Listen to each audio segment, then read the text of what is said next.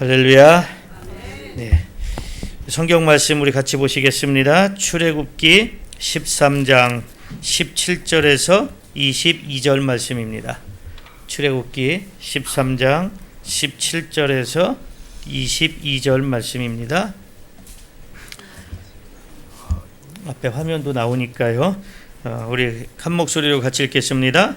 바로가 백성을 보낸 후에 블레셋 사람의 땅의 길은 가까울지라도 하나님이 그들을 그 길로 인도하지 아니하셨으니 이는 하나님이 말씀하시기를 이 백성이 전쟁을 하게 되면 마음을 돌이켜 애굽으로 돌아갈까 하셨음이라.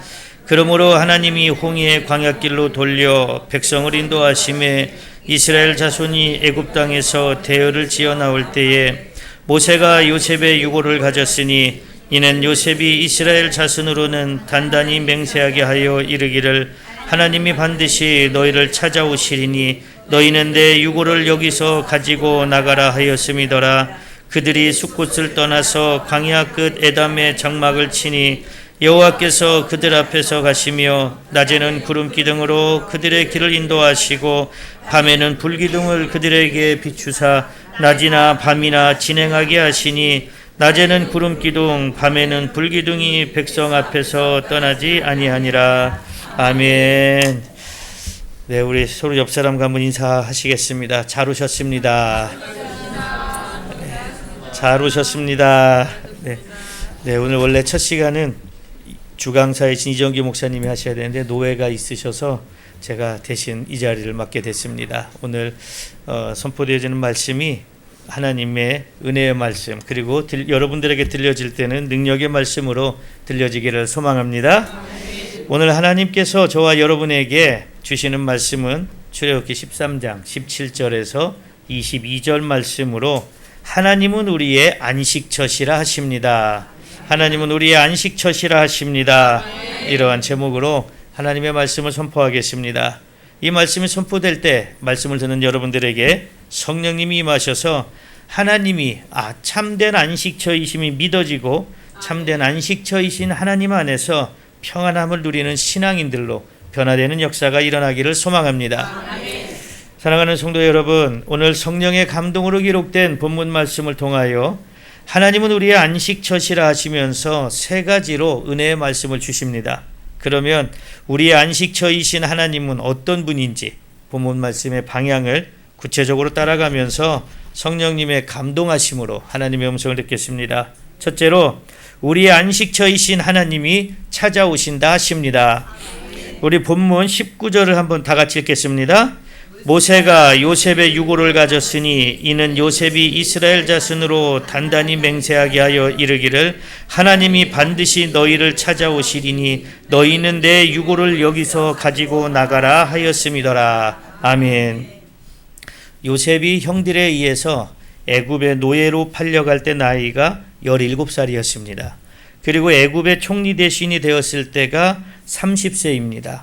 그리고 가나안 땅에 그리고 큰 기근이 들어서 요셉의 형들이 애굽의 곡식을 사러 와서 동생 요셉을 만나고 아버지 야곱과 온 가족이 애굽으로 인도할 때 요셉의 나이가 39이었습니다.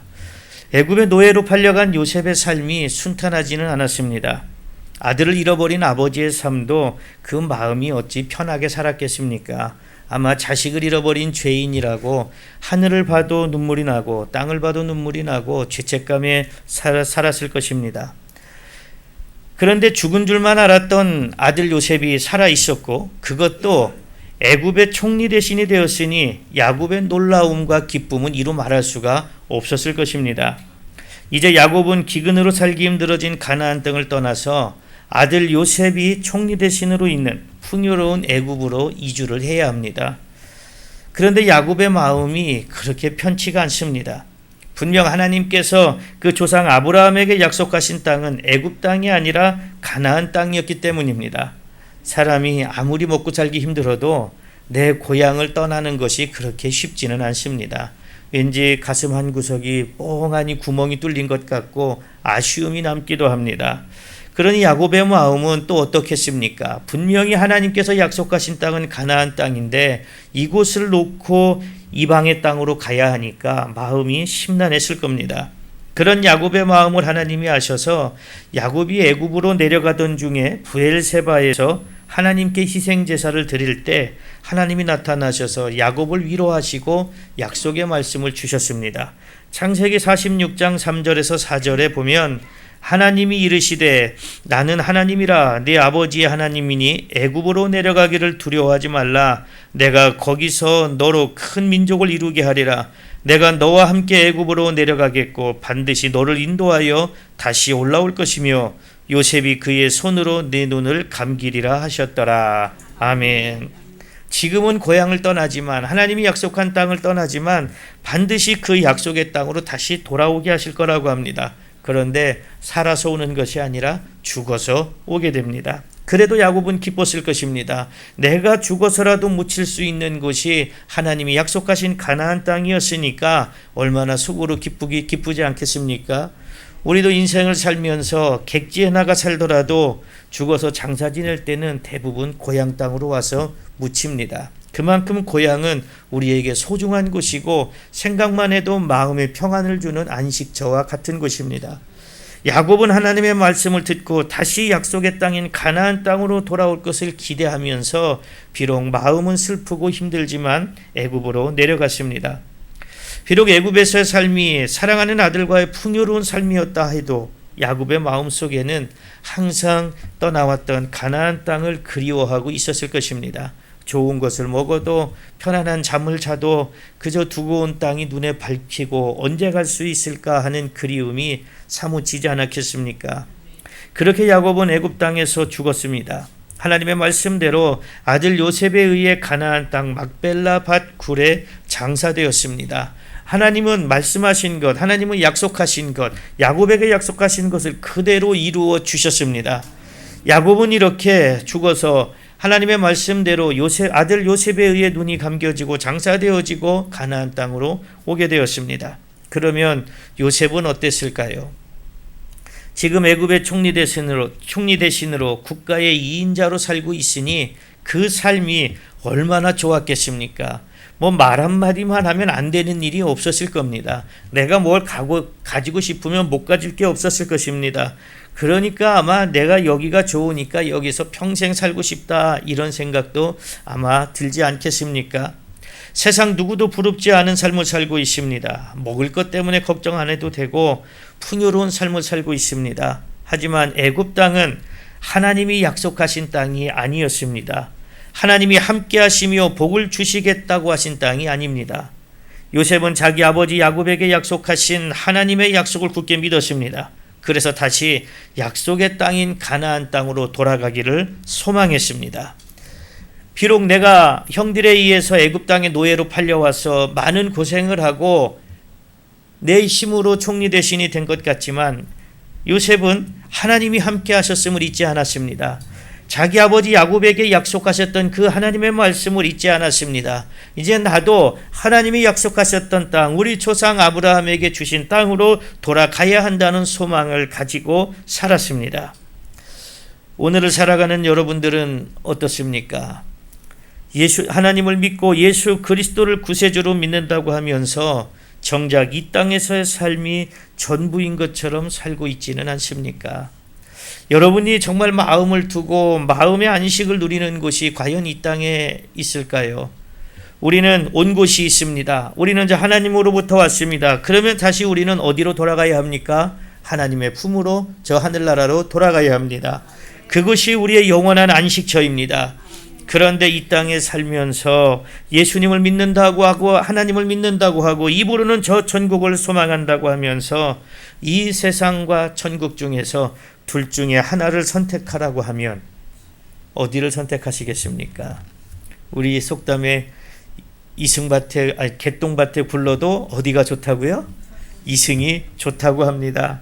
말로는 천국을 사모합니다 하면서 정작 죽음을 앞에 두고서는 가기 싫어서 조금만 더 있다 갈게요 하는 게 우리 사람들의 마음이지 않겠습니까? 하지만 믿음의 사람들은 이 땅의 것에만 소망을 두어서는 안 됩니다. 물론 이 땅에서 살 동안 최선을 다해서 살아야 합니다. 이 땅에서의 삶은 언젠간 끝나게 되어 있지만 그래도 우리는 하루하루 최선을 다하며 하나님의 뜻을 이루어가는 삶을 살아가야 합니다. 그리고 마지막 때 우리의 본향인 천국으로 돌아가야 합니다. 그런데 이 땅에서의 삶이 너무 좋고 너무 풍요롭고 너무 행복해서 천국의 소망을 잃어버리고 사는 사람들도 있습니다. 그래서 천국에 가는 길을 안내하면 싫어합니다. 불평하고 불만합니다. 마치 이스라엘 백성들을 애굽의 노예에서 해방시켜 약속의 땅인 가나안 땅으로 인도하는데 길이 불편하다고, 물이 없다고, 먹을 게 없다고, 고기가 먹고 싶다고 불평하면서 다시 노예 생활로 돌아가자고 하는 것과 같은 삶을 살고 있는 사람도 있습니다. 우리는 분명 천국을 소망한다고 하면서 아직도 이 땅에서의 삶의 미련 때문에 천국을 거부하는 사람들도 보게 됩니다. 만약에 여러분들이 오늘 밤에 지금 하나님이 여러분들의 영혼을 거두어 가신다고 하면, 만약에 지금 하나님의 사자가 와서 아무개야 너 오늘 밤에 너 생명을 거두어 갈 건데 이제 가자, 그러면 네 주님, 네 제가 하나님의 말씀에 순종해서 갈게요 하고 얼른 따라가시겠습니까? 아마 안 그럴 거요. 아마 그러면은 잠깐만요, 저요 어디 멀리 나가 있는 자식 한 번은 봐야지요. 그리고 우리 자식들한테 땅 문서는 어디 있고 뭐는 어디 있고 이것도 얘기도 좀 해줘야지요. 뭐 이러고 좀 시간을 조금만 주세요 하지 않겠습니까? 예전에 저희 교회 권사님이, 노인 권사님이 저한테 항상 하시는 말씀이 있었어요. 아유, 죽어야지요. 근데 3일만 앓다 죽었으면 좋겠어요. 그래서 왜 3일만 앓다 죽었으면 좋겠어요? 그랬더니 그래야 자식들 다 보고 가지요. 그러면서 아유, 권사님 오래 사셔야죠. 죽는다는 거 다 거짓말이에요. 그랬더니 그러니까 아니에요. 죽어야죠. 근데 어느 날 권사님이 저한테, 그때 제가 전도사 때인데, 전도사님 저 어젯밤에 아파 죽는 줄 알았어요. 그래서 아니 왜 아팠어요? 몰라요. 아파 죽는 줄 알고 새벽에 택시 타고 병원 갔어요. 그래서 제가 뭐라고 그랬는지 아세요? 아, 죽지요. 죽고 싶다며. 왜 병원은 왜 가요? 아니 병원은 왜 갑니까? 죽고 싶다며. 그냥 죽어야지. 그랬더니 아파 죽었는데 어떻게 해요? 그래서 제가 아니 그 병원 가니까 뭐래요? 그랬더니 변비래요. 사람이 변비 때문에 배가 아픈데도 죽기 싫어요. 말로는 죽고 싶다고 하면서 죽기 싫어요. 그런데 안타까운 일인데 그분에게 큰 상처가 있었습니다. 자녀로 인해서. 그러니까요, 스스로 곡기를 끊더라고. 야, 세상에 천국 가는 것보다 아들이 더 무섭더라고요. 자녀가 더 무섭습니다. 배가 아파서 변비가 걸려서 죽겠다고 맨날 죽고 싶다고 하던 분이 병원 갔는데도 큰 상처가 오니까 그냥 삶을 놓아버리더라고요.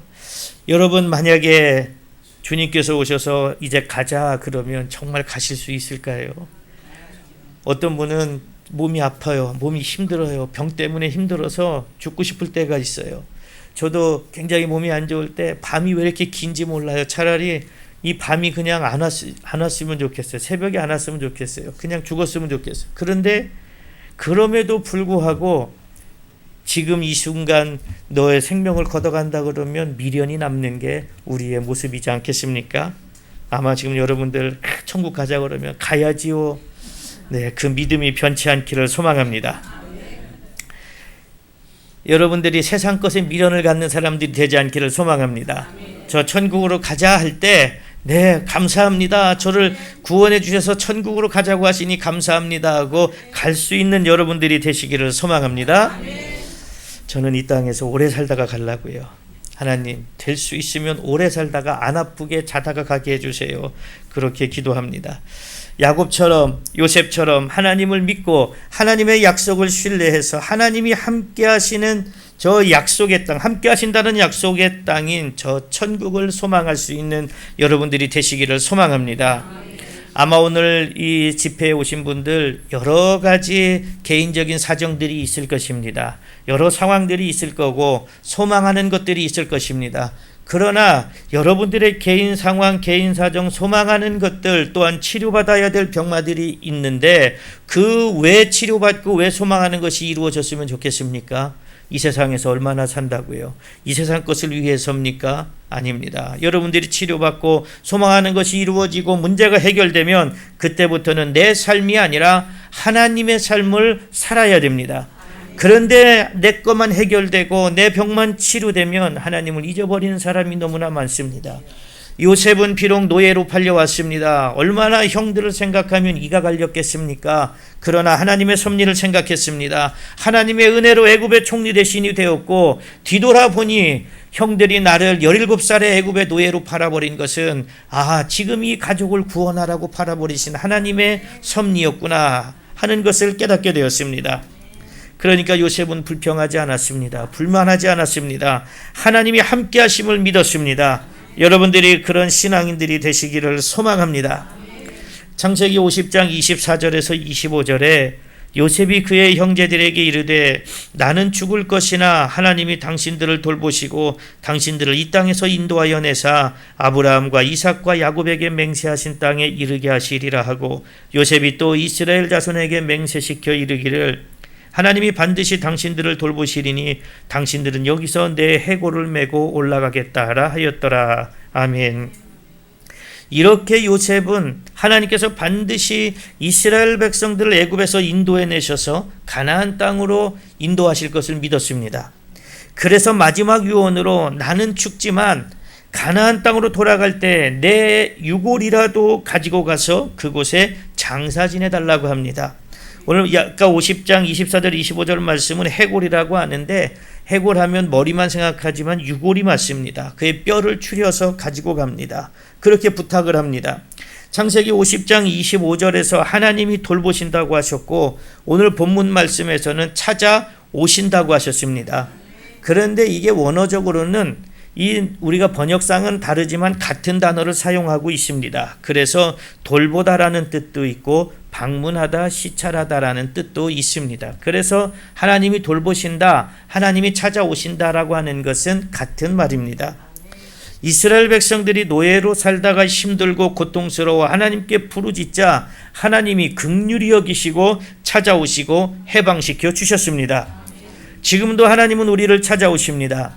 우리가 알던 모르던 느끼던 느끼지 못하던 찾아오셔서 이제 더 이상 이 세상에 소망을 두지 말고 저 천국 본향을 향해 본향을 소망하며 하나님께 돌아오라고 말씀하고 있습니다. 오늘 여러분들에게 찾아오시는 하나님을 만날 수 있기를 소망합니다. 여러분의 병이 치료되기를 소망하십니까? 문제가 해결되기를 소망하십니까? 그러면 찾아오셔서 말씀하시는 하나님의 음성에 귀를 기울이시기를 소망합니다. 그리고 여러분들이 하나님 내 병을 치료해 주세요. 내 문제가 해결되게 해주세요. 내 자녀의 문제가 해결되게 해주세요. 여기서 그치는 기도가 아니라 하나님 내 병을 치료해 주시면 이제 내가 하나님의 일을 위해서 살겠습니다. 내 자녀의 문제가 해결되면 이 자녀가 하나님을 위해 살도록 힘쓰겠습니다. 이 다짐과 결단이 같이 들어갈 수 있기를 소망합니다. 그래서 없어질 세상 것에서 안식을 찾으려고 하지 않고 하나님 안에서 안식을 누리시기를 소망합니다.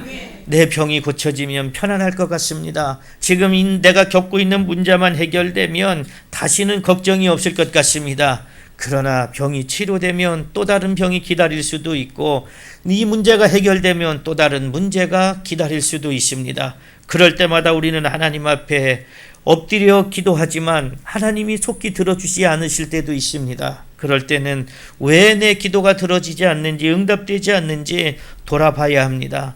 내가 이것만 치료되면 이 문제만 해결되면 하나님 뜻대로 살겠습니다라고 서원하고 결단했는데 그것을 잊어버리지는 않았는지 내가 병고침을 받고 하나님 앞으로 나오는 것이 아니라 세상으로 멀리 떠나가지는 않았는지 돌아볼 수 있는 여러분들이 될 수 있기를 소망합니다. 하나님은 지금도 말씀하십니다. 여러분들을 찾아오셔서 말씀하시기도 하고 또 기록되어진 말씀을 읽을 때 그 말씀을 통해서 말씀하시기도 하고 또 선포되어지는 말씀을 들을 때 하나님이 여러분들에게 말씀하기도 하십니다. 그런데 애써 외면하고 모른 척합니다. 하나님의 나라가 아니라 이 세상에서 안식을 찾으려고 합니다. 너 병 고쳐주면 뭐 할래? 너 문제가 해결되게 해주면 넌 나한테 뭐 줄래? 그러면 선뜻 약속하는 게 아니라 하나님 일단 병부터 치료해 줘 보세요. 일단 문제부터 해결해 줘 보세요. 그리고 나중에 생각할게요 하면서 거래하려고 합니다. 그런 마음들이 얼마나 많이 있습니까? 그런데 그러면 그럴수록 어떻습니까? 불안함은 더 커져갑니다. 세상을 의지하고 세상에서 안식을 찾아보고 사람들에게 찾아가서 사람들에게 힘을 얻어보려고 할수록 더 불안하고 평안하지 않습니다. 고통은 더 커지고 문제는 끝이 없이 나를 괴롭힙니다. 요셉과 야곱은 애굽에서 얼마든지 평안하고 안식을 누리는 삶을 살 수 있었습니다. 그러나 하나님이 없는 안식은 참된 안식이 아닙니다. 하나님이 계시지 않는 곳에서는 참된 안식을 누릴 수가 없습니다.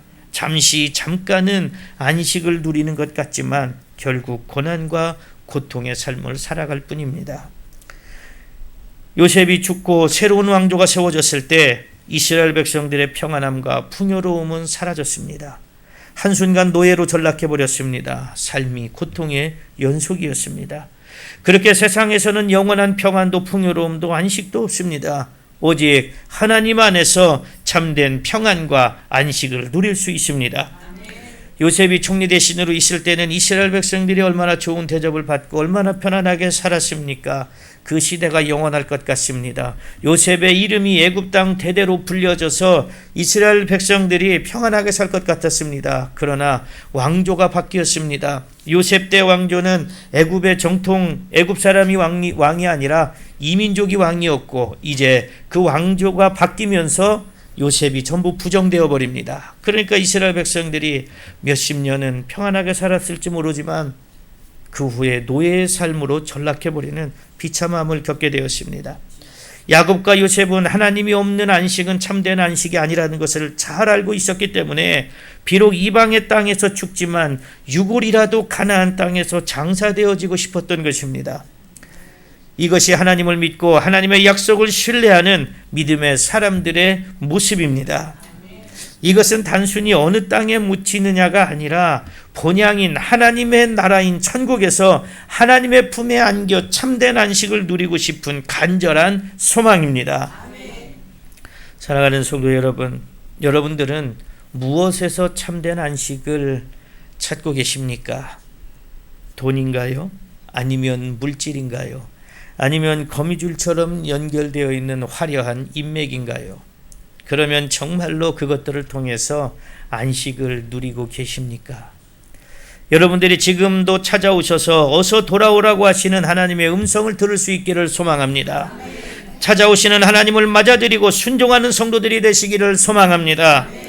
없어질 이 땅의 것에 소망을 두는 것이 아니라 하나님께 소망을 두고 하늘나라에 소망을 두고 말씀에 순종하는 삶을 살아가시기를 소망합니다. 때로는 육신의 고통 때문에, 질병 때문에, 병마 때문에, 인생의 문제 때문에 좌절하고 낙심하고 이곳이 지옥 같을 때가 있을 것입니다. 빨리 죽었으면 좋겠다라고 생각이 들 때도 있습니다. 왜 나는 이렇게 고난을 겪으면서 살아가야 하는지, 내가 무슨 죄를 지었는지, 무슨 잘못을 했는지, 나는 죄 지은 것도 없고 잘못한 것도 없는데 하나님 왜 나는 이렇게 고난을 주십니까? 왜 나는 이렇게 아파야 됩니까? 왜 나는 남들처럼 살아보지 못합니까? 라고 원망이 들 때, 그때 여러분들의 삶의 모습, 신앙의 모습을 돌아보시기 바랍니다. 그리고 하나님이 계획하시는 크고 놀라운 뜻을 구하시기를 바랍니다.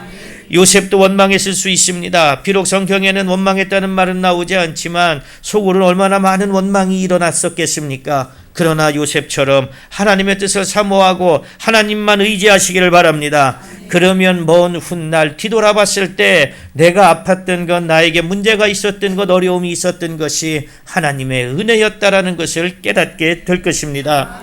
그러므로 여러분들이 이 땅에서 살아가는 동안 하나님이 주시는 참된 안식을 하나님 안에서 누리게 되시기를 소망합니다. 신앙 안에서 누리게 되시기를 소망합니다. 그리고 마지막 때 하나님의 품에서 영원한 안식을 누리는 복을 받으시기를 축복합니다. 둘째로 우리의 안식처이신 하나님은 가장 안전한 길로 인도하신다 하십니다. 우리의 본문 17절을 같이 읽겠습니다.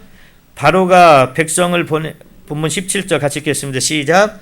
바로가 백성을 보낸 후에 블레셋 사람의 땅의 길은 가까울지라도 하나님이 그들을 그 길로 인도하지 아니하셨으니 이는 하나님이 말씀하시기를 이 백성이 전쟁을 하게 되면 마음을 돌이켜 애굽으로 돌아갈까 하셨음이라. 아멘. 하나님이 애굽의 노예로 살고 있는 고통스러운 삶을 살고 있는 이스라엘 백성들을 찾아오셔서 해방시켜 주셨습니다. 이스라엘 백성들이 얼마나 기뻤을까요? 이제는 노예가 아닌 자유인이 되었고 조상 아브라함에게 약속하신 젖과 꿀이 흐르는 가나안 땅으로 가게 되었으니 그 기쁨과 설렘은 이루 말할 수가 없었을 것입니다. 애굽에서 가나안 땅까지 약 320km 정도 된다고 하니까 부지런히 걸으면 한 7일, 좀 쉬엄쉬엄 걸으면 열흘, 그냥 넉넉하게 걸으면 그래도 2주 아니면 그냥 놀면서 가도 한 달이면 가는 거리지 않겠습니까? 이스라엘 백성들은 이제 늦어도 열흘이면 가나안 땅에 들어갈 것이라고 기대하고 있었을 것입니다. 그런데 하나님은 그들의 기대와는 다르게 가까운 길을 택하지 않고 먼 길을 돌아서 어떤 민족도 정착하지 않고 있는 길로 이스라엘 백성들을 인도하셨습니다. 가장 가까운 길로 인도한다면 어디를 거쳐가야 되냐면 블레셋 사람들의 땅을 거쳐가야 합니다. 거기가 지금 어디냐면 이스라엘과 애굽에 맞닿아 있는 한쪽 귀퉁이, 지금 가자 지구가 바로 그 땅입니다. 이 블레셋 사람들은 전쟁에 능한 사람입니다. 기골이 장대합니다. 그런데 그 땅으로 가면 본문 말씀처럼 이스라엘 백성들은 400년 동안 노예로 살았습니다. 전쟁을 해보지 않았습니다. 그래서 전쟁을 하게 되면 두려워하게 되고 겁에 질리게 될 것입니다. 그러니 싸움에 능하고 강한 민족인 블레셋 사람들을 만나면 겁을 먹고 다시 애굽으로 돌아가자고 할 것이 분명했기 때문에 하나님은 가까운 길이 아니라 먼 곳으로 인도하셨습니다. 하나님의 뜻은 이스라엘 백성들과의 뜻과는 다르셨습니다. 이스라엘 백성들은 애굽에서 나왔으니 빨리 가나안 땅으로 들어가서 마음껏 자유를 누리며 풍요로운 삶을 살고 싶었을 것입니다. 하지만 하나님은 이스라엘 백성들이 아무런 준비도 되어 있지 않은 상태에서 가나안 땅으로 들어가게 하실 수가 없었습니다. 앞서 말씀드린 것처럼 블레셋 사람들과의 전쟁을 하는 상황도 있고 가나안 땅에 들어가면 이미 그곳에 살고 있는 7족속을 몰아내서 그 땅을 차지해야 되는데 그러기에는 이스라엘 백성들이 아무런 준비가 되어 있지 않습니다. 그래서 가나안 땅으로 들어갈 수 있는 준비를 시키려고 먼 길을 택하신 것입니다. 마치 여인이 아이를 출산한 것과 같습니다. 애굽에서 해방된 것은 이제 아이가 엄마 뱃속에서 나왔습니다. 그런데 엄마가 조급함에 너 빨리 걸어봐라, 너 빨리 뛰어봐라 하면 그 아이가 어떻게 걷겠습니까? 다 때가 있죠. 누워만 있다가 뒤집게 하다가 배밀이 하다가 그리고 잡고 일어서다가 그리고 한 발짝 두 발짝 뛰고 걷고 하는 과정들이 필요합니다.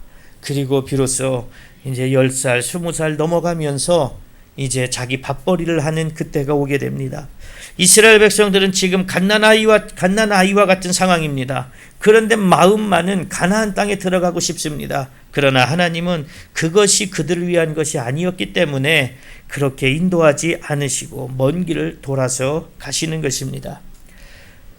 그렇게 가나안 땅으로 들어갈 준비를 시키시려고 먼 길을 택하시는 하나님. 지금 여러분들에게 문제가 있고 아픔이 있고 걱정이 있고 근심거리가 있는데 왜 빨리 치료해 주지 않으십니까? 왜 빨리 해결해 주지 않으십니까? 조급함이 일어날 수도 있습니다.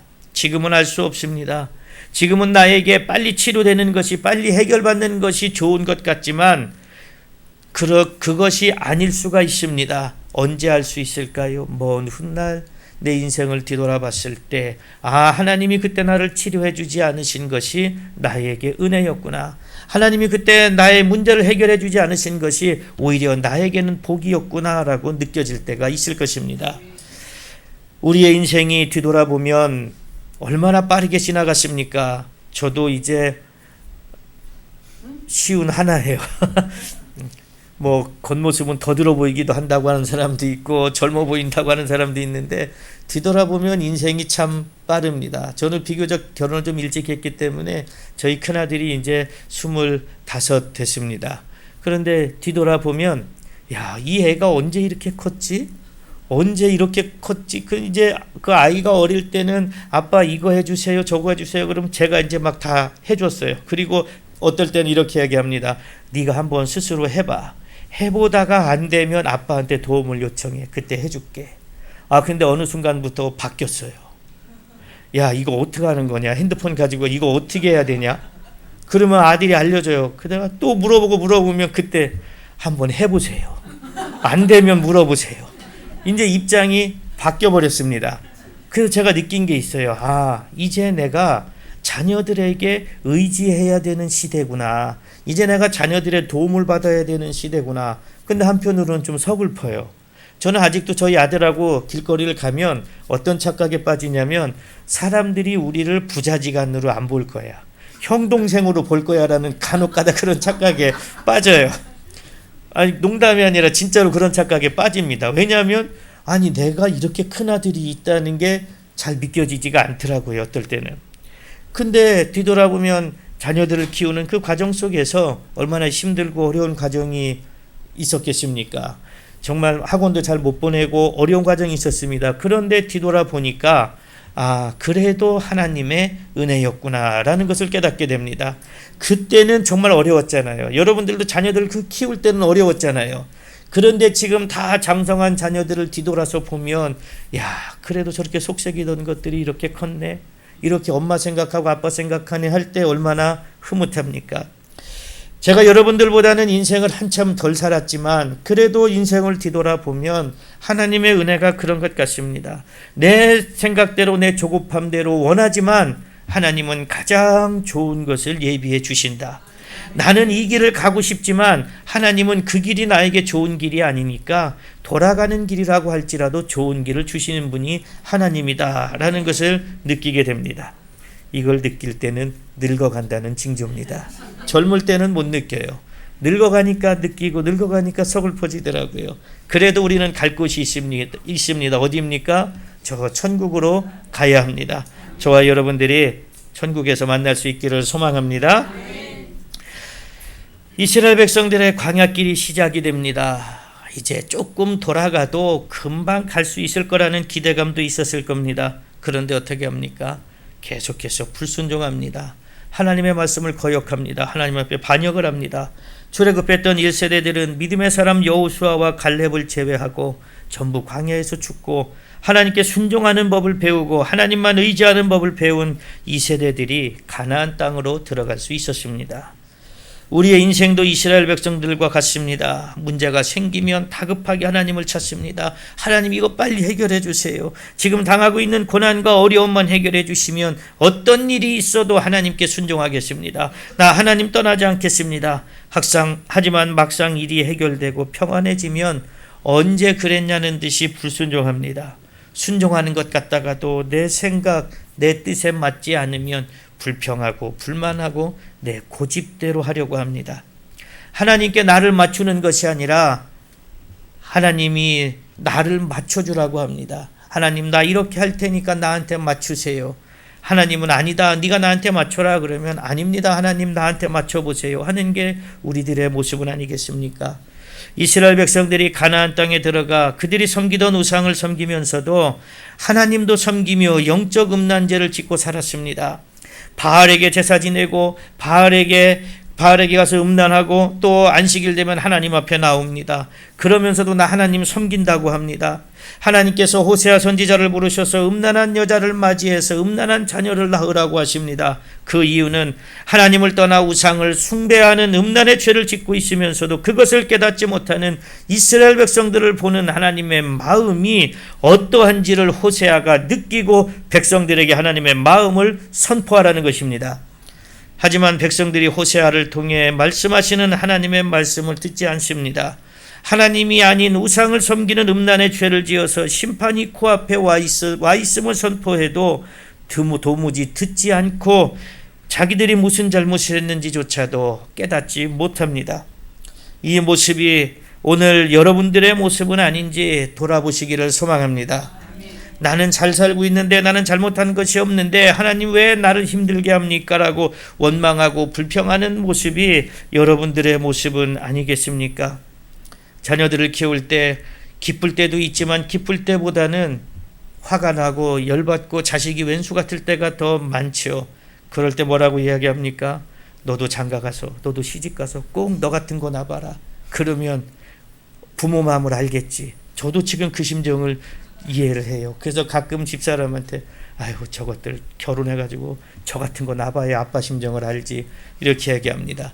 저희 작은 애한테 제가 뭔가 이야기하고 뭐 하면 야 너는 왜 그렇게 뭐 잘 베풀질 않냐 뭐 그러면 너는 왜 말을 그렇게 하냐, 너는 왜 또 그런 식으로 하냐, 그러면 얘가 뭐라고 그러는지 아세요? 누구한테 배웠겠어요? 아빠한테 배웠지. 그러면 제가 또 한번 저를 돌아보니까 제가 며칠 전에 집사람한테 그랬어요. 이제 갈수록 우리 아이들을 보면서 이 아이들한테, 우리 아들들한테 미안한 것만 생각나네. 미안하더라고요. 작은 아들이 저한테 누구한테 배웠겠어요? 아빠한테 배웠지 하는데 거기서 제 모습이 보이는 거예요.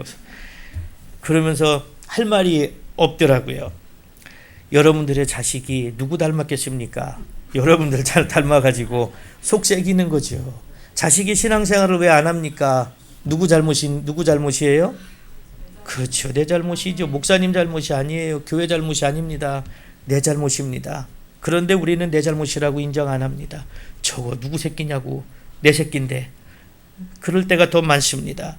이스라엘 백성들도 마찬가지입니다. 자기들이 반역하고 불순종하고 음란의 죄를 짓고 다른 신을 섬기면서도 죄가 없다고 합니다. 힘들고 고난이 닥칠 때는 하나님께 부르짖고 하나님의 도우심으로 해결되면 세상이라는 우상, 물질이라는 우상, 권력이라는 우상, 인본주의라는 우상에 빠져서 하나님을 배반하고 범죄하고 있습니다. 그것이 오늘 또한 저와 여러분의 모습은 아니겠습니까? 그럼에도 하나님은 끝까지 참고 기다리셨습니다. 결국 사람들의 죄가 너무 극에 달해서 이제 더 이상 제사로는 해결될 수 없고 사람들이 그 죄 가운데서 빠져나올 수가 없는 지경에 이르렀습니다. 그러자 독생자 예수 그리스도를 이 땅에 보내셔서 십자가의 희생제물로 죽으시게 하셨습니다. 그리고 부활시키셔서 누구든지 무슨 죄를 지었든지 예수님을 구세주로 믿고 고백하면 하나님의 자녀가 되는 권세를 주셨습니다. 예수님을 통해서만 죄사함을 받고 구원받아 하나님의 자녀가 되게 하시는 구원의 길을 열어주셨습니다. 그런데 그것도 싫어합니다. 예수님이 이 땅에 오셔서 하나님께 순종하신 것처럼 순종의 삶을 살며 예수님의 가르침에 따라 살라고 하니까 힘들어서 그렇게는 못하겠다고 합니다. 왜 나를 힘들게 두냐고, 그냥 편안한 길을 가게 해주면 안 되냐고, 그냥 교회만 나오기만 해도 구원받으면 안 되냐고 불평하고 불만합니다. 요한복음 3장 16절에 하나님이 세상을 이처럼 사랑하사 독생자를 주셨으니 이는 그를 믿는 자마다 멸망하지 않고 영생을 얻게 하려 하심이라, 이렇게 말씀합니다. 14장 6절에도 이렇게 말씀합니다. 예수께서 이르시되 내가 곧 길이요 진리요 생명이니 나로 말미암지 않고는 아버지께로 올 자가 없느니라. 성경은 계속해서 요한복음 14장 21절에 이렇게 말씀합니다. 나의 계명을 지키는 자라야 나를 사랑하는 자니 나를 사랑하는 자는 내 아버지께 사랑을 받을 것이요 나도 그를 사랑하여 그에게 나를 나타내리라. 아멘. 예수님 외에는 구원받은 이름을 준 적이 없고 예수님을 통해서만 구원을 받아 하나님의 나라에 갈 수 있다고 하니까 아니라고 합니다. 그 길은 힘들다고 합니다. 그 길은 어렵다고 합니다. 다른 길도 있을 거라고 합니다. 말씀에 순종하라고 하니까 왜 강요하냐고 합니다. 왜 자유를 침해하냐고 합니다. 여러분들 섬기는 교회에서 이런 경우 없으셨습니까? 목사님이 전도합시다, 말씀대로 삽시다 그러면 아유 우리 목사님은 너무 강요를 해, 전도도 마음에 우러나와서 해야지, 말씀대로만 살라고 하고 너무 강요해, 이런 생각 한 번쯤은 해보셨겠죠. 그리고 이 교회는 나랑 안 맞나 하시는 분도 간혹가다 있을 수는 있을 겁니다. 그런데 목사님이 왜 그렇게 하라고 하십니까? 그래야 하나님이 함께 하시고 예수님을 통해서 구원받는 길이 열리기 때문에 그렇습니다. 말씀대로 살지 않는데 어떻게 구원의 길이 열릴 수 있겠습니까? 예수님께서 마지막까지 명령하신 복음을 전하라는 사명을 감당하지 않는데 어떻게 나는 말씀대로 살고 있습니다라고 말할 수 있겠습니까? 그런데 말씀에 순종하라고 하면 강요한다고 하고 자유를 침해한다고 합니다. 세상의 온갖 이론과 인본주의를 섞어가면서 우리가 이렇게 해도 하나님은 우리를 쉽고 편한 길로 인도하실 거라고 기대합니다. 간혹 가다가 이렇게 얘기하시는 분들이 있어요. 목사나 장로나 권사나 집사나 성도나 똑같지. 왜 목사에게 순종하라고 그러고 왜 목사를 잘 섬기라고 그러냐. 이렇게 이야기하시는 분들이 있습니다. 그러면서 하는 얘기가 만인 제사장론을 얘기해요. 누구나 다 제사장입니다. 이제는 제사장을 통해서 하나님 앞에 제사 드리는 것이 아니라 예수 그리스도의 십자가 은혜로 우리는 누구나 다 하나님 앞에 나갈 수 있게 되었습니다. 맞아요. 만인 제사장 맞습니다. 우리는 누구나 다 제사장의 역할로서 하나님 앞에 예배 드릴 수 있습니다. 그래서 제가 이렇게 생각을 해봤어요. 그래, 만인 제사장이라고 하면서 동등하다고 하고 서로 같이 섬겨야 된다고 하는데 뭐 같이 섬기는 게 잘못된 건 아니죠. 근데 교회는 분명한 영적 질서가 있습니다. 높고 낮음의 질서가 아니라 하나님이 세우신 질서입니다. 그런데 그것을 뭐 만인 제사장론 이야기하면서 평등하다고 하고 왜 목사를 꼭 섬겨야 되냐, 왜 목사의 말에 순종해야 되냐, 그렇게 생각합니다. 그래서 제가 이렇게 생각을 해봤어요. 아, 그래? 그러면 왜 당신들은 목사처럼 교회 일에 충성을 다 안 합니까? 왜 당신들은 교회 일을 하면서 목사처럼 안 합니까? 만인 제사장이라며요. 동등하다며요. 그러면 당신들도 그렇게 이야기하는 사람들도 목사처럼 1년 365일 교회를 생각하며 성도들을 생각하며 헌신하는 삶을 살아야지 왜 안 삽니까? 이게 인본주의입니다. 이게 하나님의 뜻을 거스르는 것입니다. 모세가 이방 여자와 결혼을 했습니다. 그러니까 모세 누나 미리암이 책망하죠. 미리암이 어떻게 됐습니까? 문둥병이 걸렸어요. 왜 그랬을까요? 모세는 하나님이 세우신 지도자입니다. 즉 다시 말하면 하나님의 권위를 위임받은 사람입니다. 지금의 교회의 목사님들이 그렇습니다. 옛날처럼 하나님이 나타나셔서 너 내 권위를 위임받아라 하는 것은 아니지만 영적인 의미로는 그렇습니다. 그런데 그 영적인 질서는 가족관계를 뛰어넘는 것입니다. 세상의 통념을 뛰어넘습니다. 세상의 이론을 뛰어넘습니다. 그런데 어느 순간부터인가 인본주의가 들어와서 그리고 어느 순간부터인가 세상 이론이 들어와서 동등하다고 합니다. 인간적으로는 동등한 게 맞습니다. 그러나 영적 질서적으로는 동등하지 않습니다. 여러분 절대 그런 생각하지 마시기 바랍니다. 목사를 우상으로 섬기라는 것이 아닙니다. 잘못된 것까지 복종하고 순종하라는 것이 아닙니다. 여러분들에게 말씀을 가르치고 여러분들에게 신앙의 길을 인도하고 천국 가는 길을 안내하는 그 안내자를 여러분들이 잘 따라가기 위해서 섬기라는 것입니다. 그리고 될 수 있으면 여러분들이 그 목회자에게 마음에 상처 주지 않기를 소망합니다. 하나님은 세상적인 인본주의를 용납하시는 분이 아니십니다. 세상적인 이론을 용납하시는 분이 아니십니다. 하나님은 분명히 예수 그리스도를 통해서만 구원받는 길을 열어주셨습니다. 그런데 이 길도 있고 저 길도 있다고 합니다. 산에 올라가는 길이 그 길 한 길이겠습니까? 이쪽 길도 저쪽 길도 있다라고 합니다. 그러나 하나님이 제시하신 길은 오직 예수 그리스도 한 길뿐입니다. 우리는 이 신앙생활을 하면서 때로는 힘들고 어렵고 고통스러울 때가 있습니다. 세상 사람들처럼 살지 못하니까 내 마음이 불편할 때도 있습니다. 세상 사람들은 저렇게 편하고 쉽게 사는 것 같은데 나는 월요일부터 금요일까지 일해야지, 그리고 토요일날 조금 쉴만 하면 교회 나와서 전도하라고 하지, 뭐 하라고 하지, 주일날은 또 아침부터 저녁까지 교회 맡은 봉사하지, 저녁 때 집에 가면 또 집안일 해놓고 월요일날 출근하지. 야, 내 인생은 쉴 틈이 없네. 왜 나는 이렇게 살아야 되지? 신앙생활 하면서 좀 편하게 살면 안 될까? 그러면서 신앙생활 대충 하면서 편하게 사는 사람들 보면 참 부럽고, 그 길이 쉽고 편한 길인 것처럼 생각됩니다. 사람의 눈으로 볼 때는 쉽고 편안하고 안전한 길인 것 같지만 그 길은 어렵고 고통이 따르고 위험한 길임을 하나님은 잘 알고 계십니다. 그래서 내가 지금 시간이 없고 힘들고 또 교회 일 때문에 다른 것을 즐길 수 있는 시간이 없는 것 같지만, 그래서 그 길이 힘들고 어려운 길인 것 같지만 하나님은 오히려 그 길을 통해서 안전한 삶을 살게 하신다는 말씀입니다. 그렇게 우리를 하나님께서 가장 안전하게 인도하시기 위해서 우리를 인도하시고, 그리고 때로는 사람의 생각으로 돌아가는 길이고 불편한 길인 것 같지만 그 길을 통해서 우리가 하나님 앞에 온전히 순종하는 것을 훈련시킵니다. 그런데 훈련이 어떻습니까? 때로는 고통스럽습니다. 때로는 원망이 되기도 합니다. 그 길이 위험한 길인 것처럼 느껴지지만 하나님은 우리의 인생길에 완전한 계획을 가지고 인도하시는 분이십니다.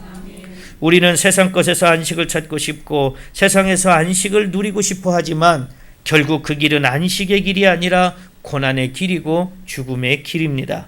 그렇기 때문에 하나님은 당장은 힘들고 고통인 것 같지만 완전한 안식을 주시기 위해 그 길을 피해서 인도하십니다. 그러므로 하나님이 인도하시는 길은 가장 안전하고 완전하고 참된 안식을 누리는 길입니다. 사랑하는 성도 여러분, 하나님의 인도하심에 불평과 불만하신 적은 없으셨습니까?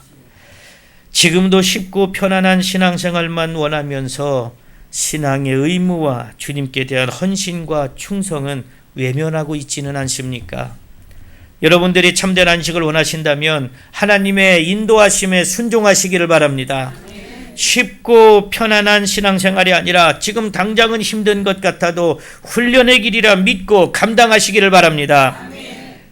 신앙의 의무를 충실히 행하여 주님께 대한 헌신과 충성의 삶을 사시기를 바랍니다.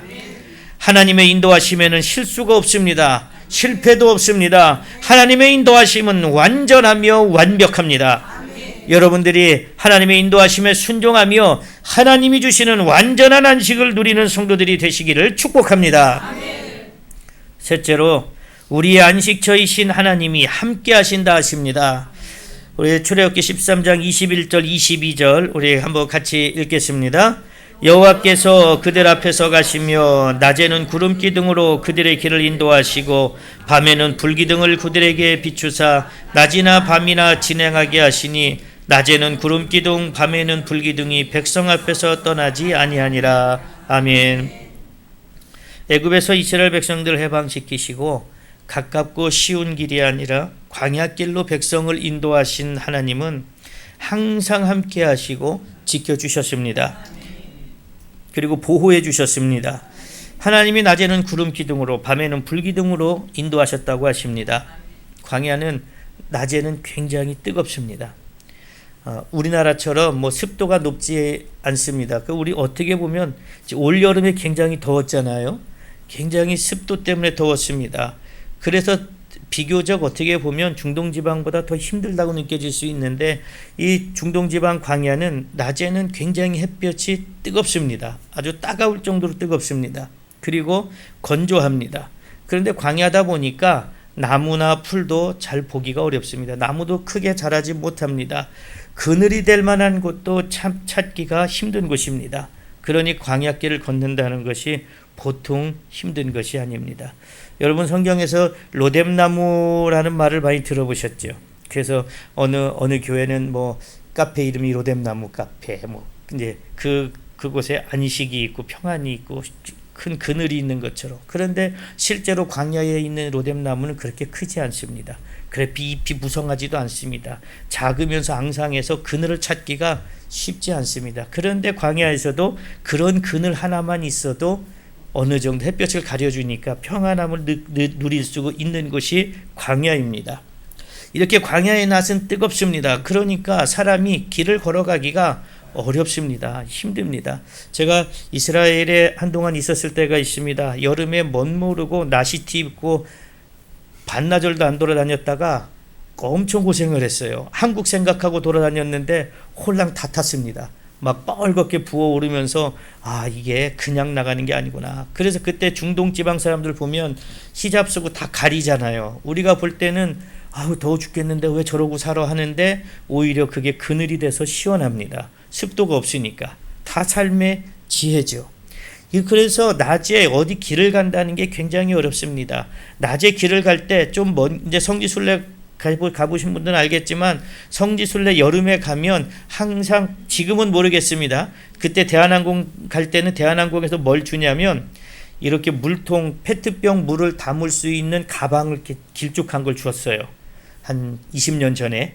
이게 뭔지 몰랐습니다. 저는 이걸 왜 주나 했더니 여기에 물을 담는 거 시원한 물을 페트병을 그 가방에 담으면 이제 보냉 효과가 되는 겁니다. 지금도 우리나라에 많이 팔아요. 그게. 근데 한 20여 년 전에는 굉장히 생소했습니다. 그래서 여름에 성지순례 가시는 분들은 꼭 필수적으로 챙겨가는 게 물입니다. 물을 수분 보충을 안 해주면 막 어지럽고 힘든 것을 떠나서 두통이 오기 시작하는데 참을 수가 없습니다. 너무 괴롭고 힘듭니다. 그러니까 물을 꼭 챙겨야 됩니다. 근데 하나님께서 광야에 뭘로 보호해 주셨습니까? 구름 기둥으로 인도하셨다고 합니다. 구름 기둥, 그러니까 기둥 하나 서 있는 것만 생각하는데 그게 아니라 구름 기둥이 서 있고 그 위에서 이 광야를 덮는 겁니다. 이불처럼, 우산처럼. 그래서 그 구름 그늘 아래서 이스라엘 백성들이 행진을 할 수 있게 하는 겁니다. 시편 105편 39절에 여호와께서 낮에는 구름을 펴사 덮개를 삼으시고, 이렇게 잘 표현하고 있습니다. 광야의 햇볕이 너무 강렬하고 뜨거워서 하나님께서 구름으로 그늘을 만들어 주시고 백성들을 낮에도 시원한 구름 그늘 아래서 광야길을 갈 수 있게 하셨습니다. 그리고 광야는 낮에 그렇게 뜨겁다가도 밤이 되고 새벽으로 넘어가면 기온이 급격하게 떨어집니다. 그 사람이 견디기가 어렵습니다. 그래서 하나님께서는 밤에는 불기둥을 세워주셔서 따뜻하게 보호해 주셨습니다. 22절에 보면 낮에는 구름 기둥이 밤에는 불기둥이 백성 앞에서 떠나지 않았다, 이렇게 말씀합니다. 이 말씀은 하나님께서 한시도 이스라엘 백성들을 떠나지 않으셨다는 말씀이고 하나님이 앞서가시면서 백성들을 인도하셨다는 말씀입니다. 광야는 길을 찾기가 어렵습니다. 더군다나 애굽에서 종살이하던 이스라엘 백성들이 생소한 광야에서 길을 찾는 것은 불가능에 가깝습니다. 그래서 모세가 광야로 나왔을 때 호밥이라는 사람을 길 안내자로 세워서 당신은 우리의 눈입니다, 이렇게 이야기합니다.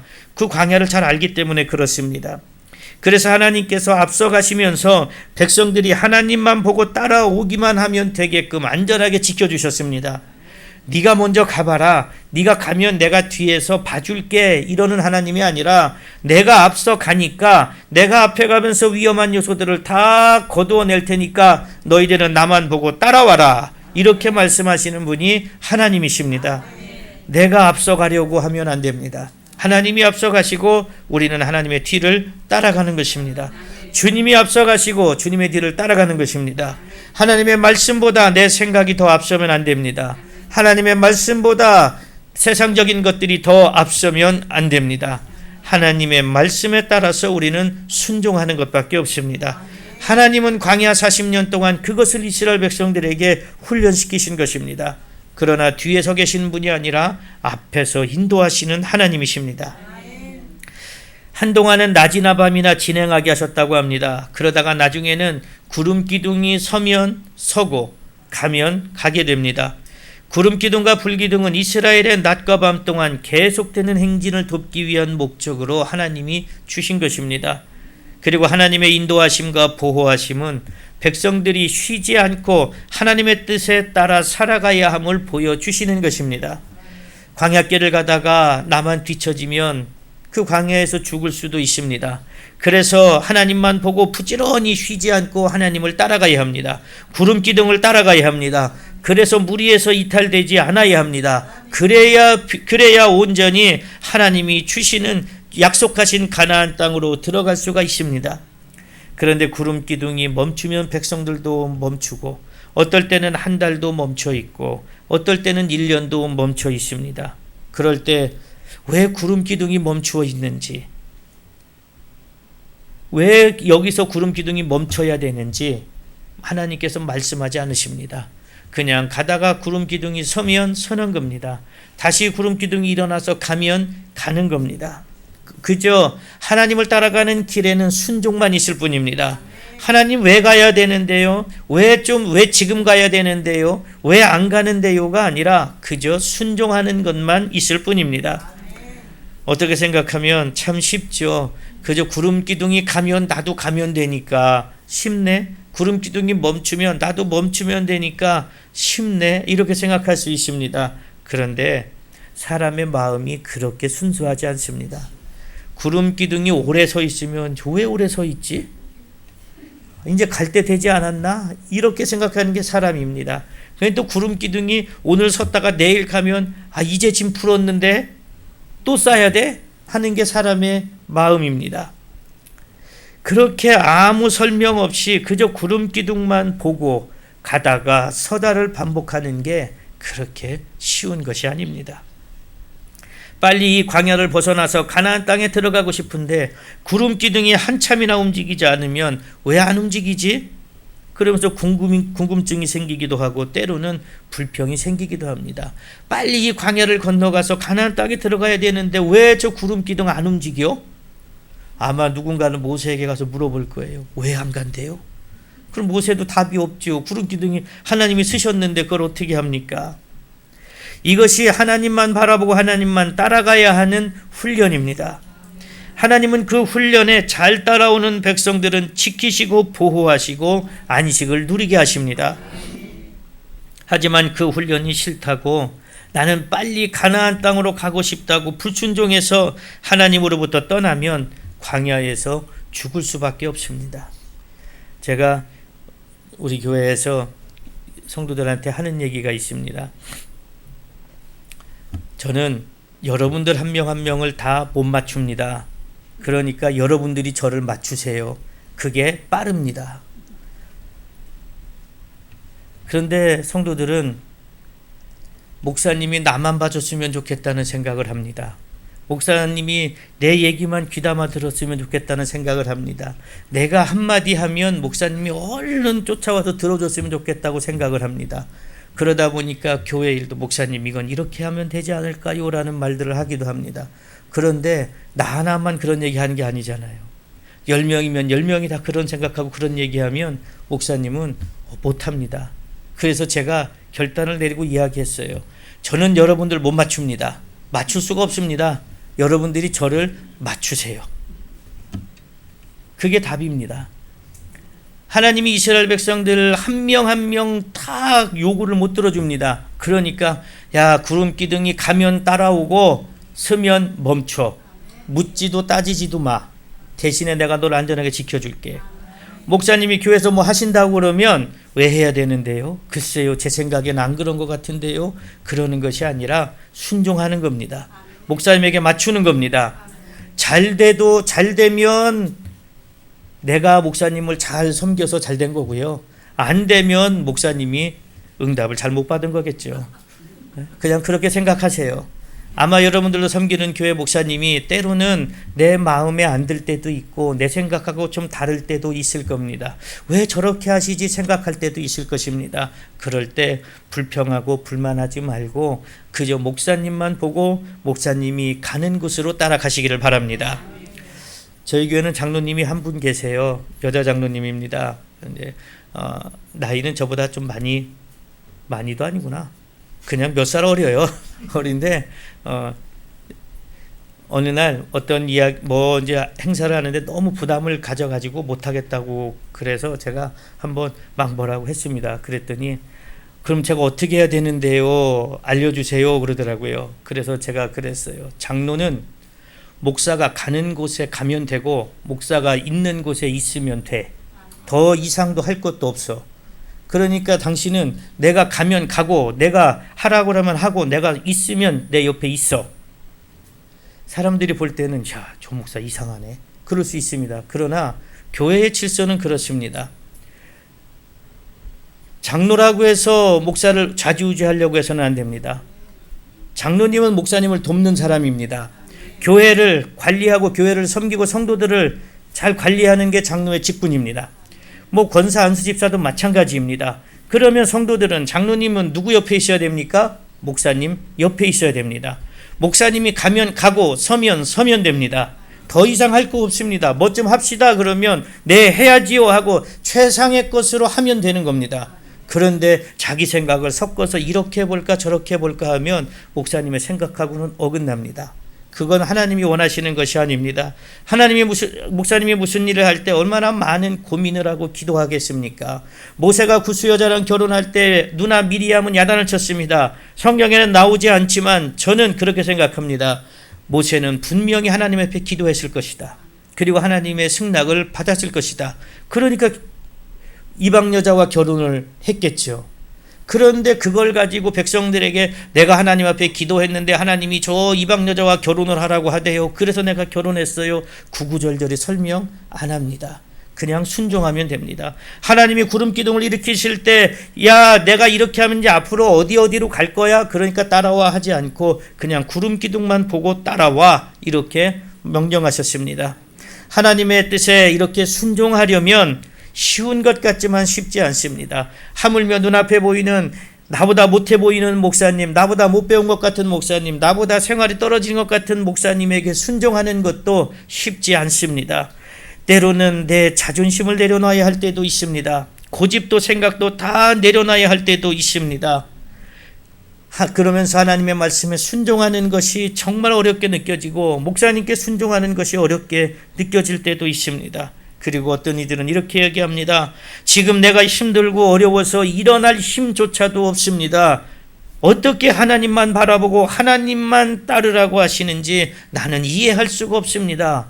목사님 한번 보세요. 내 상황을 보세요. 내가 지금 전도하러 갈 수 있는 상황입니까? 내가 지금 교회 나와서 일할 수 있는 상황입니까? 내가 지금 목구멍에 풀칠하기도 힘든데 왜 목사님은 자꾸 이것저것 시키면서 말씀대로 살으라고 하고 신앙생활 하라고 하십니까? 좀 나 좀 내버려 두세요. 나 좀 살만해지면 나 좀 여유가 있으면 그때 내가 교회 갈게요. 하나님 나 좀 놔둬보세요. 나에게 먼저 좀 뭔가 좀 줘보세요. 줘보고 시켜보세요. 뭐라도 주고 따라오라고 해야지 그냥 따라오라고만 하면 내가 가겠습니까? 이렇게 불평하고 불만하면서 이해하지 못한다고 생각될 때가 얼마나 많이 있습니까? 지금 당장 해결해야 할 문제가 있는데 속히 이루어졌으면 하는 기도 제목들이 있는데 구름 기둥은 움직일 생각을 안 하고 있다면 얼마나 조급하고 불안해지겠습니까?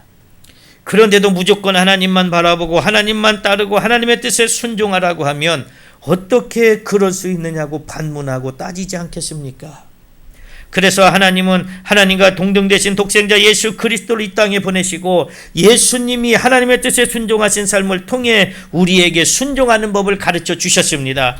어떻게 순종해야 됩니까? 어떻게 따라가라고 합니까? 어떻게 내 이런 상황에서도 순종할 수 있습니까? 불평하고 불만하고 원망하니까 그러면 내 독생자를 보내줄게. 그 독생자를 봐라. 어떻게 순종하는지 어떻게 따라가는지 어떤 상황에서도 순종하는지를 너희들이 봐라. 이래서 하나님께서 예수님을 보내셔서 우리가 순종하는 법을 우리에게 가르쳐 주셨습니다.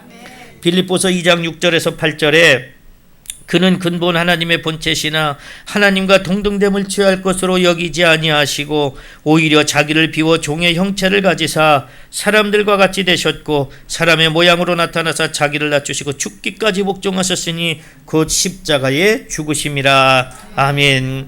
예수님은 이렇게 하늘보좌를 버리시고 우리를 위해 이 땅에 오셨습니다. 때로는 자존심이 상하기도 하셨습니다. 화가 나기도 하셨습니다. 사랑하는 제자에게 은 30에 팔려 죽음의 자리로 끌려가시기도 하셨습니다. 머리에 가시관이 씌워지고 채찍에 맞고 자기가 매달릴 십자가를 지고 골고다 언덕으로 오를 때 이전에 예수님을 따르던 사람들이 이제는 예수님을 조롱하며 십자가에서 죽는 것이 예수님의 죄 때문이라고 정죄하는 그 모든 것들을 참아내셨습니다. 어떻게 그러실 수 있었을까요? 그것이 하나님의 뜻이었기 때문입니다. 그래야 온 인류가 구원을 얻어 하나님의 품에서 참된 안식을 누릴 수 있기 때문이었습니다. 하지만 하나님은 예수님을 떠나지 않으셨습니다. 예수님과 함께 하셨습니다. 죽음에서 부활시키셔서 영원한 생명의 열매가 되게 하셨고 영원히 영광 받으실 이름으로 높여주셨습니다. 하나님만 바라보는 것, 하나님의 뜻에 순종하는 것, 예수님처럼 순종의 삶을 사는 것은 때로는 예수님처럼 자존심 상하는 일도 당합니다. 믿었던 사람에게 배신당하는 일도 당합니다. 억울한 일도 당합니다. 하지만 그 모든 것을 우리를 구원하시기 위해 독생자를 보내셔서 죄의 종노릇 하던 삶에서 하나님의 자녀로 삼아주신 하나님을 위하여 우리는 감당해야 합니다. 우리를 위해 대신 죽으셔서 구원을 이루어 주시기 위해 하나님의 뜻에 순종하신 예수 그리스도의 십자가 구원의 복음을 전하기 위해 감당해야 합니다. 그 길은 광야길입니다. 하지만 하나님께서 앞서가시면서 인도하시고 구름기둥 불기둥으로 항상 지키시고 보호하시며 함께 하시는 길입니다. 그 길 끝에는 하나님이 주시는 참된 안식이 기다리고 있습니다. 지금 우리의 삶이 이 광야길을 가는 것입니다. 우리의 신앙생활이 이 광야길을 가는 것입니다. 예수님이 하나님께 순종하시고 복종하심으로 세상 사람들에게 멸시당하고 천시당하고 조롱당했던 그 모든 것을 우리는 감당해야 합니다. 믿지 않는 사람들이 우리를 손가락질합니다. 교회 가면 뭐가 나오냐, 밥이 나오냐, 뭐가 나오냐, 그 시간에 즐길 수 있고 그 시간에 돈 벌 수 있는데 왜 그렇게 바보같이 사냐, 얼마나 많은 조롱을 퍼붓고 있습니까? 몸이 아프고 몸이 힘들고 병들어서 기도하면 기도한다고 고쳐주냐, 하나님이 있다면 왜 안 고쳐주냐, 얼마나 많이 멸시하고 무시합니까? 그러나 이 광야길 너머에 하나님이 예비해 놓으신 참된 안식이 기다리고 있습니다. 믿지 않는 사람들은 안식이 아니라 더 고난의 길, 고통의 길, 지옥의 길로 떨어지지만 우리 믿음의 사람들은 영원한 안식이 있는 천국에서 하나님의 품에서 참된 평안을 누리게 될 것입니다. 이스라엘 백성들이 출애굽했던 1세대들은 다 죽고 광야길에서 하나님에 대한 순종을 배웠던 2세대들이 요단강을 건너 가나안 땅으로 들어갑니다. 우기였기 때문에 요단강물이 엄청나게 불어나서 사람이 건너갈 수 없습니다. 그러나 제사장들이 언약궤를 메고 그 요단강물에 발을 담그니까 요단강이 뒤로 밀려서 아담이라는 성읍에 쌓입니다. 그리고 백성들은 건너갑니다. 분명히 하나님께서는 말씀하셨습니다. 너희가 농사 짓지 아니한 곡식을 얻을 것이고 짓지 아니한 성읍을 얻을 것이고 건축하지 아니한 집을 얻을 것이라고 하셨습니다. 왜 하필이면 물이 많이 불어나는 우기에 이스라엘 백성들을 가나안 땅으로 들어갈 수 있도록 들어가게 하셨을까요? 왜 건기에 가면 요단강을 금방 건너갈 수 있는데 왜 물이 넘치는 우기에 건너가게 하셨을까? 봄에 내리는 비가 늦은 비입니다. 곡식을 수확할 수 있는 비입니다. 그래야 우기가 지나가야 여리고 땅을 점령하고 가나안 땅을 점령했을 때 그들이 수확해 놓은 곡식들을 차지할 수 있기 때문에 그렇습니다. 광야에서 40년을 살았으니 건기에 아무것도 없을 때 가나안 땅에 들어가면 뭐 먹고 살겠습니까? 또 불평하고 불만하고 원망하고 하나님을 저주할 거 아닙니까? 그러니까 하나님은 걱정하지 말아라. 너희가 들어가면 너희가 수고하지 않아도 농사 짓지 않아도 너희가 집을 짓지 않아도 그 집을 다 차지하고 먹을 것을 차지하게 될 것이다. 그래서 사람의 생각하고는 다르지만 우기에 요단강 물이 막 불어났을 때 그 요단강을 건너가게 하신 것입니다.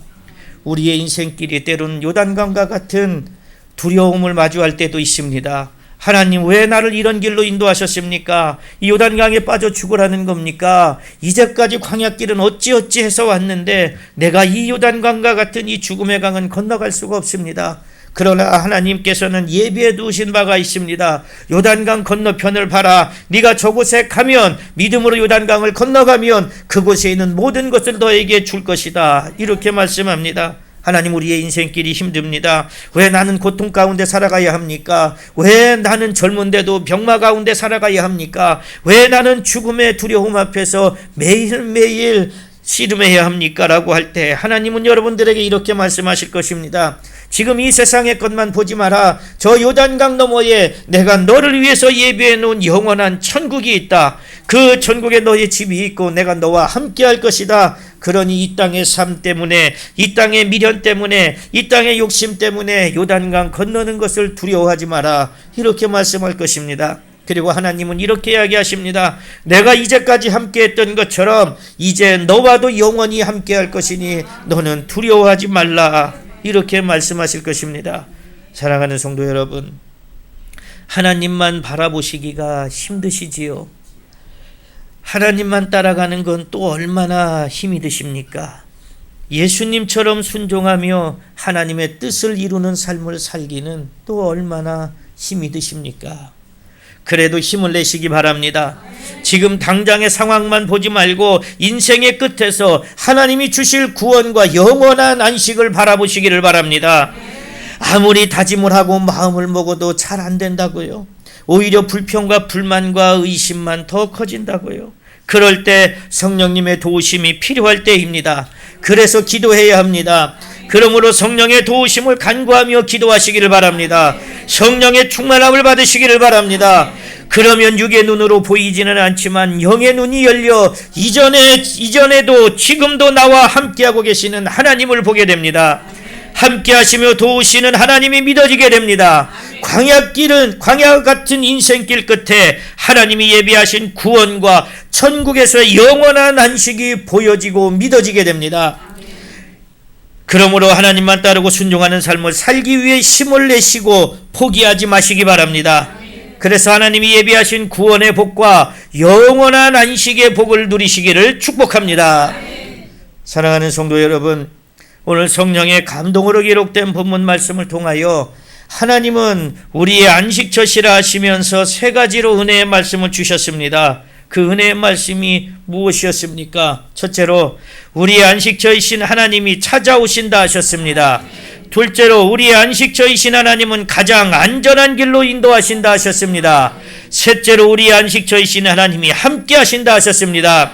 그러므로 여러분들도 안식처이신 하나님이 찾아오셔서 가장 안전한 길로 인도하시며 항상 함께 하심을 믿고 이 땅에서 살아가는 동안 온전하고 신실한 신앙의 삶을 살아가시기를 소망합니다. 그러면 이 땅에서 살아가는 동안 하나님이 함께 하시고 도우십니다. 안전한 길로 인도하십니다. 오늘 이 시간, 이 성회 오늘부터 내일 밤까지 이루어지는 이 시간에 우리와 함께 하시는 하나님, 안식처이신 하나님을 만날 수 있는 시간 되시기를 소망합니다. 때로는 의심이 들어도, 때로는 금방 뭐가 해결이 되지 않아도 이 성회를 통해서 하나님은 일하고 계십니다. 하나님은 치유하고 계십니다. 하나님은 회복해 주시고 계십니다. 그러니까 조금 더디다고 낙심하지 마시기 바랍니다. 여기가 아닌가 보다 돌아서지 마시기 바랍니다. 하나님은 지금도 역사하시고 앞으로도 계속해서 이 생명수 치유성회를 통해서 역사하실 것입니다. 그래 여러분들이 이 성회를 통해서 신앙의 참된 의미를 깨닫고 안식처이신 하나님을 만나게 되고 여러분들이 섬기는 교회에서 충성과 헌신을 다하시기를 바랍니다. 그리고 마지막 때에 하나님께서는 예수 그리스도를 통한 구원의 은혜를 베풀어 주십니다. 천국에서 하나님의 품에 안겨 영원한 안식을 누리게 하십니다. 여러분들이 그 복의 주인공들이 되시기를 간절히 축복합니다. 기도하겠습니다. 하나님, 우리의 인생은 힘듭니다. 우리의 인생은 고통스럽습니다. 왜 나만 이런 고통 가운데 살아야 되는지, 왜 나만 이런 고난을 겪어야 하는지 이해할 수가 없습니다. 그러나 하나님은 우리의 안식처이십니다. 우리를 찾아오셨고 우리를 안전한 길로 인도하시고 함께 하십니다. 오늘 우리가 그 하나님을 믿사오니 하나님 우리의 영원한 안식처가 되어 주옵소서. 감사드리며 예수님의 이름으로 기도드립니다. 아멘.